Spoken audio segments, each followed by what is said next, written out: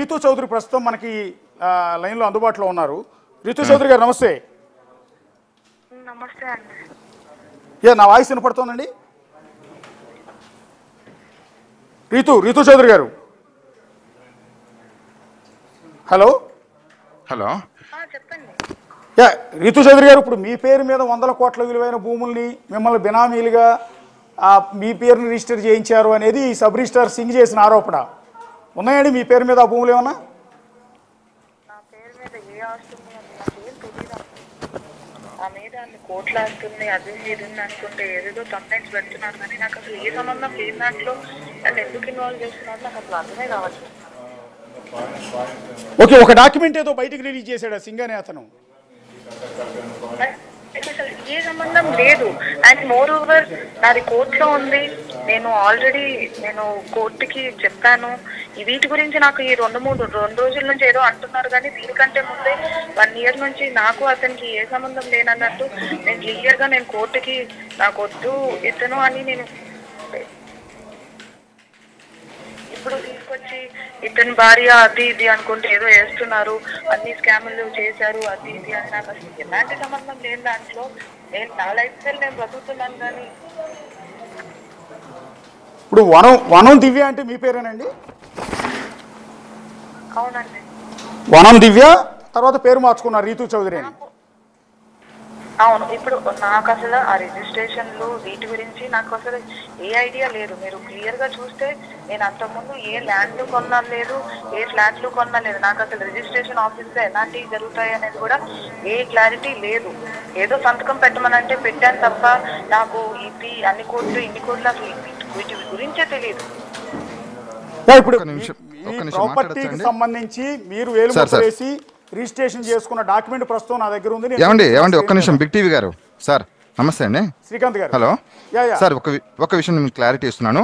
మీరు ఆ డాక్యుమెంట్ క్లియర్గా చదవండి. అది డాక్యుమెంట్ మేము రిలేషన్షిప్లో ఉన్నప్పుడు రీతుకి నేను అవుట్ ఆఫ్ వెళ్ళేటప్పుడు రీతుకి పవర్ ఇచ్చాను.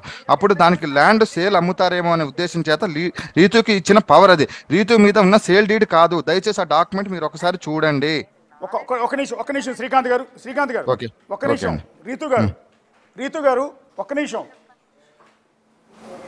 నిమిషం. మీకు వేరే ఫోన్ నుంచి కాల్ చేస్తాం. ఇది ఆడియో డిస్టర్బెన్స్ ఉంది. మీకు ఇంకో ఫోన్ నుంచి కాల్ చేస్తాం.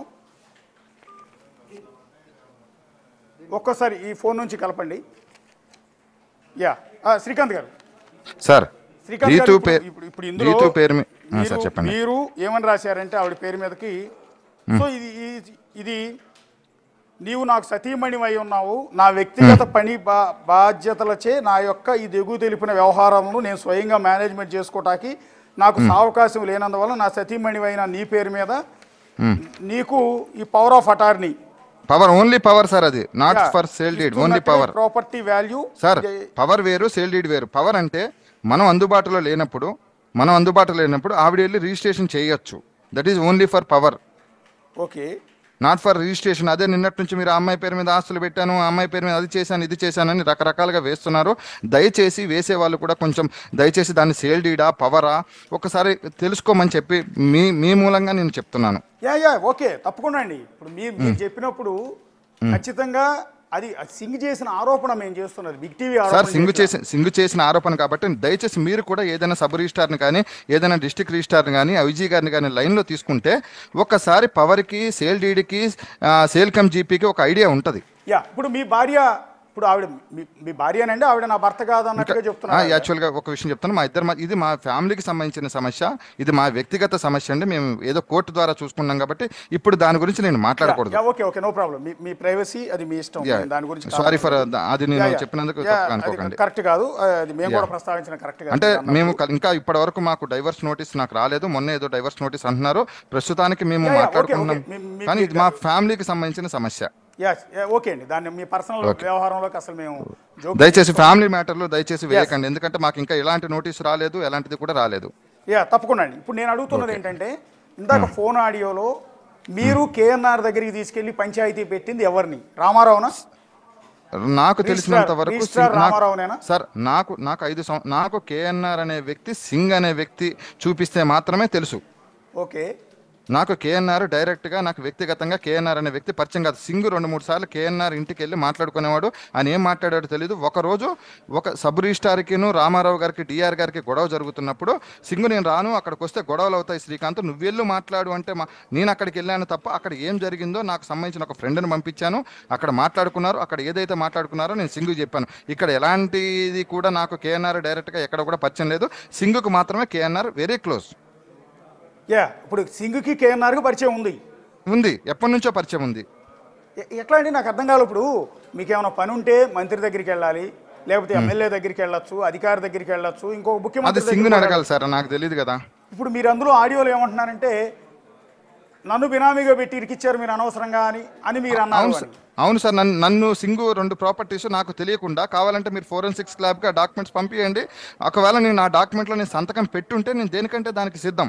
ఇంకోటి ఏంటంటే సింగుకున్న ఆస్తుని మీరు ఇన్ని అడుగుతున్నారు కదా, శ్రీకాంత్ పేరు మీద లేనివి కూడా కొత్తగా క్రియేట్ చేసేసి శ్రీకాంత్ భార్య పేరు మీద పెట్టారు, శ్రీకాంత్ వాళ్ళ పేరు మీద పెట్టారు, వీళ్ళ పేరు మీద పెట్టారని నాకు ఎలాంటి బినామీ ఆస్తులు లేవు.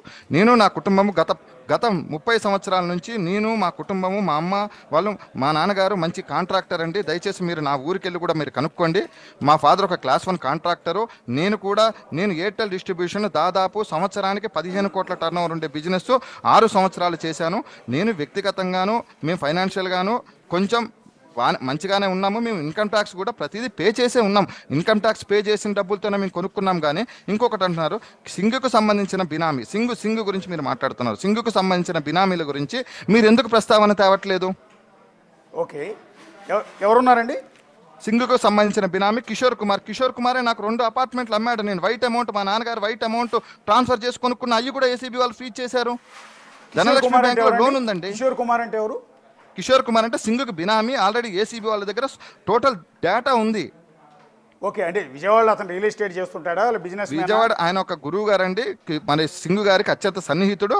ఒక భవానీ ట్రస్ట్ అని ఓపెన్ చేసి కొల్లూరులో ఏదైతే టెంపుల్ ఉందో దానికి నాకు తెలియకుండా ఏదో సంతకం అంటే నాకు సింగుకు పరిచయం కాబట్టి నాకు ఒక సంతకాన్ని పెట్టినందుకు దానికి కూడా గుళ్ళో నాకు వాటా ఉందని చెప్తారు. నేను బ్రాహ్మణ కుటుంబానికి చెందిన వ్యక్తినండి. నాకు ఈ గుళ్ళల్లోనూ నాకు సంబంధం. ఆ గుడిని అడ్డం పెట్టుకొని సింగు 48 ఎకరాలు రిజిస్ట్రేషన్ చేయించుకొని దొంగ సర్టిఫికెట్లు పెట్టుకొని దొంగగా చేసుకొని సింగును మీరు దాని గురించి నిలదీయండి దయచేసి.